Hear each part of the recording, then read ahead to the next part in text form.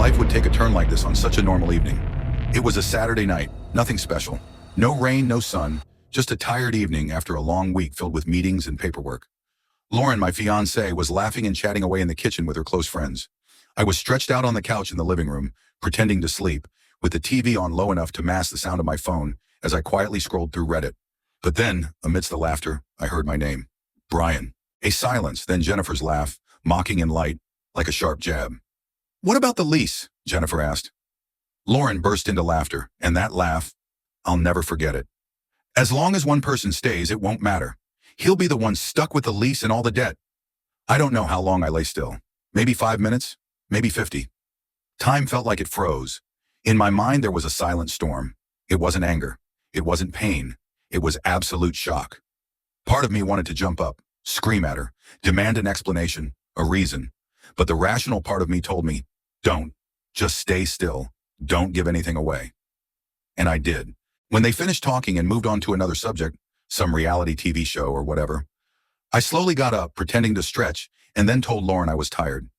She smiled and asked if I wanted to go to bed right then. I nodded, then went to the bedroom, facing the wall. My back was cold. She came in after, lay beside me, pulled the blanket over me, and gently placed her hand on my shoulder. I fought to keep from trembling when she touched me. The next morning, I woke up earlier than usual. I made coffee for both of us, like I do every weekend. She came out of the bedroom, wearing a soft gray pajama set, her hair a little messy, looking like a carefree woman enjoying a day off. "I love you most," she said, standing on tiptoe to kiss my cheek. It felt like a punch to the heart. I didn't respond. I just smiled and handed her the coffee. She curled up on the couch, opened her phone, and started scrolling through TikTok. I sat across from her, my eyes fixed on the TV screen, but my mind was racing. She thought I was a fool, a pathetic idiot with a soft heart, completely unaware that I was being used as a financial pawn. But she was wrong. On Monday, I called in sick at work, the first time in 2 years. Lauren had a meeting with a client in the morning, so she left the house early. As soon as the door slammed shut, I rushed to her laptop. The password was her mother's birthday. I knew it because she'd asked me to log in for her a few times before. What I found inside was another world. Secret emails, a hidden Facebook account, a whole series of pictures with some guy I'd never seen before, even during the time she told me she was visiting her sister. Then bank statements, a separate account I never knew existed. It had images of my bank card, investment apps, savings accounts, even my wallet. Every detail was recorded, every penny.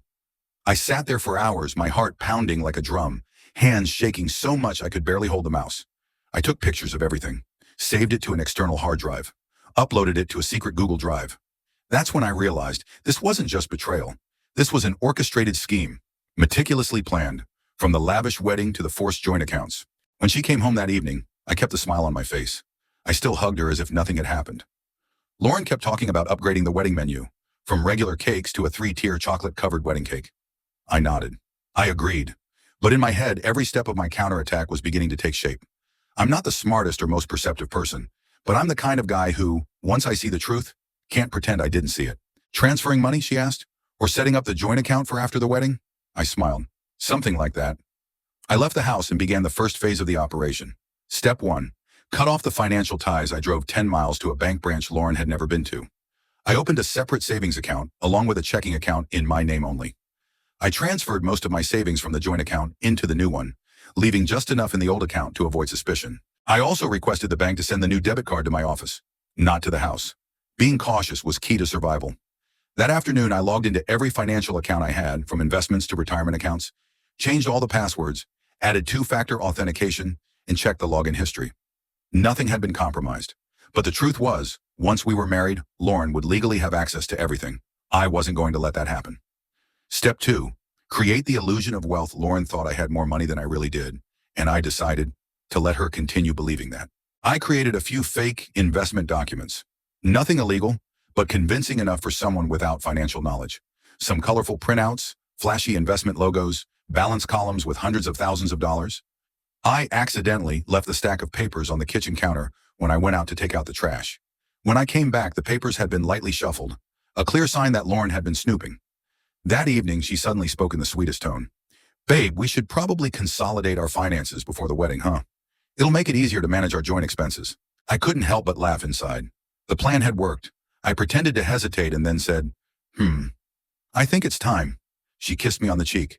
I sat there, feeling the kiss as light as smoke, a goodbye, not intimacy. Step 3. Record and save the evidence. The next evening, I spent my time backing up all the evidence. Her emails to Jennifer, screenshots of bank statements, contact information for some guy named Bryce, the one who, according to text messages, drives a BMW and takes her out to restaurants whenever I'm working late. I uploaded everything to Google Drive, set a password, made it read-only, and sent a copy to Richard, my best friend, the one who had introduced me to Lauren. Richard was shocked, completely. He slammed his fist on the table when he read the message. Once I get the money, I'll disappear. I had to hold him back when he said, I'm calling that crazy woman right now. I shook my head. Not yet. I'm not ready to end it. I'll end it on my terms. Step 4. Playing the role of the perfect husband. I started becoming the man of Lauren's dreams. I went to work on time, came home at the usual hour, asked her every evening about the wedding, complimented everything she chose, bought flowers every week, and even initiated conversations about naming our future children. She smiled, radiantly. And me? I captured every smile, stored it in my mind, as the last piece of proof of a Lauren I once thought was real. I still did it all with her. I still had dinner with her. We still discussed wedding venues, cakes, invitations. Everything was a perfect performance. But behind the scenes, I was designing the stage to collapse on the big night. Step 5. Meeting with the lawyer. I found a lawyer through an acquaintance. Her name was Amanda. Sharp, composed, and the only one who didn't ask, "Are you sure she's doing this?" I don't need to guess. I handed her the hard drive with all the evidence. I have everything. Amanda said only one thing. Then we'll play by the rules, but we'll make her taste the blade she's been sharpening all this time. Finally, the big day arrived. The day Lauren called the happiest day of my life. A month ago, if anyone had asked me how I felt about marrying the woman I loved, I would have said I felt nervous, excited, and full of hope. But now all I feel is silence, a terrifying silence, like standing in the middle of a storm where everything is about to collapse, but the wind hasn't even started to howl. Lauren still thought I was the lovable fool, the devoted groom, working myself to the bone to prepare for her dream wedding. But behind those late nights I spent working overtime were the meetings I had with Amanda, my lawyer, preparing every document, every account freeze order, every detail of the escape plan. 3 days before the wedding, I moved all my important personal items, documents, savings accounts, family mementos, into a rented storage unit on the north side of the city. I even pretended to clean up the house before the wedding, asking Lauren to help me pack some boxes, unaware that she was actually packing up the very future she'd dreamed of into boxes of memories that would soon be erased. Richard, my best friend, had been following everything behind the scenes since day one.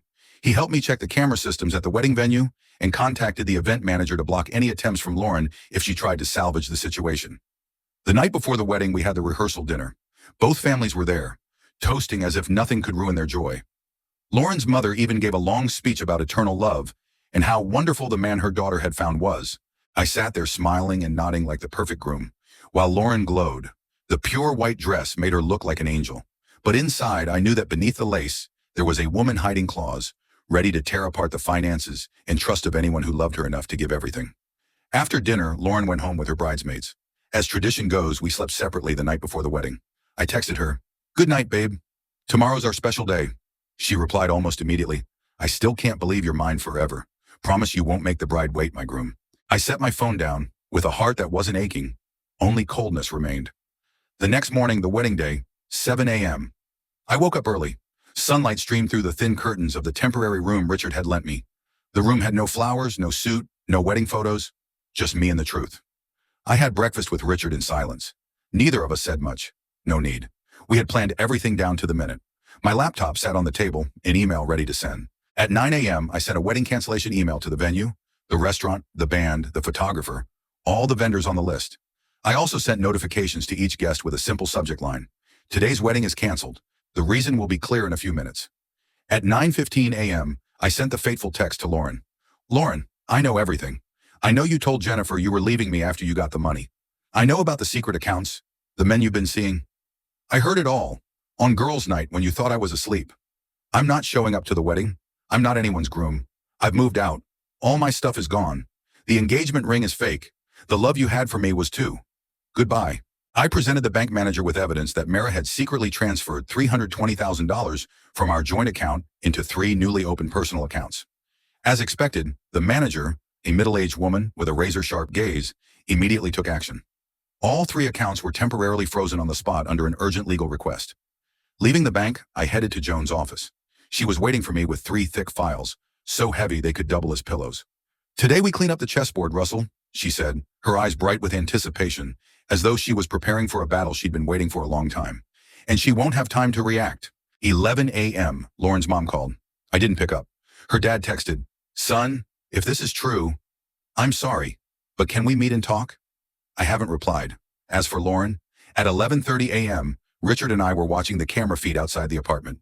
She came home, heels thrown around, wedding dress a mess, mascara smeared, tears streaming down her face, a white mess under the sunlight of what should have been her wedding day.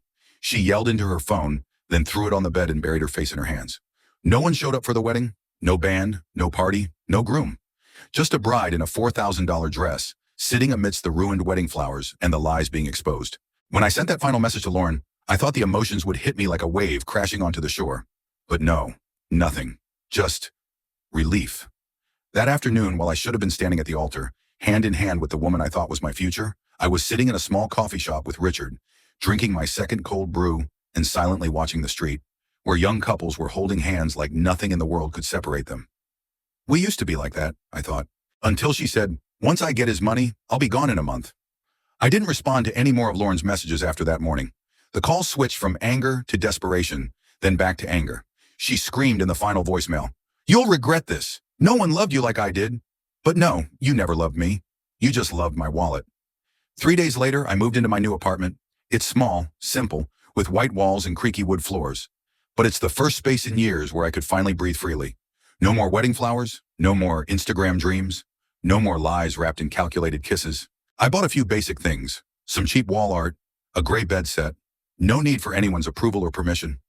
Every step I took on the floor was a step back toward the life I had lost when I loved the wrong person. 10 days after the failed wedding, I received an unexpected email from Lauren's father. "Derek, I can't even begin to express how disappointed I am. I believed my daughter was someone I could proudly introduce to anyone. I was wrong. I know she is at fault, and if possible, I want to apologize on her behalf. If you're willing, I'd like to meet with you, not to beg for anything, but simply to thank you, because despite the way it ended, you gave her 3 years of happiness, even though she didn't appreciate it." Dan. I haven't replied, but I read it over and over again. A week later, Lauren started posting on Instagram with captions like, "The main character healing. Sometimes you have to lose everything to find yourself summoned or stronger." The photo was a sunset selfie, and she still looked beautiful, but I didn't feel anything. Ironically, the comments below were full of encouragement. "You deserve to be loved. He didn't know how to appreciate you. Queen, keep shining." I smirked. Maybe they wouldn't think that way if they heard the recording. As for me, I was slowly coming back to life. I went back to the gym, not for anyone else, but for myself. I spent my weekends reading, walking, and, something I never thought I'd do, learning to cook. I wasn't ready to date, but at least I was dating myself again. One day, while unpacking boxes I hadn't opened since moving, I found Lauren's old coffee mug, the one with a crack in it that she had refused to throw away, saying, "It's still usable, it just doesn't look perfect anymore." I held the mug for a long time. Then I put it in a small box, along with a few other things of hers. I wasn't angry, nor was I heartbroken. It was just time to return what was no longer mine. I took the box to the post office, leaving no note. Just a quiet goodbye, but one with finality. That's how I ended a 3-year relationship with a single message. No wedding, no wedding rings, no romantic speeches. Just a man who decided not to let himself be turned into the pathetic fool they once thought he was. If you've made it this far, thank you for joining me in this journey. If you've loved the wrong person, been betrayed, been deceived, remember, you have the right to rise up, walk out of the flames, and rebuild yourself. If you enjoy authentic, dramatic stories about love, betrayal, and the journey to find yourself, please hit subscribe, drop a heart, and share this story with anyone who needs the motivation to move forward. Thank you for listening.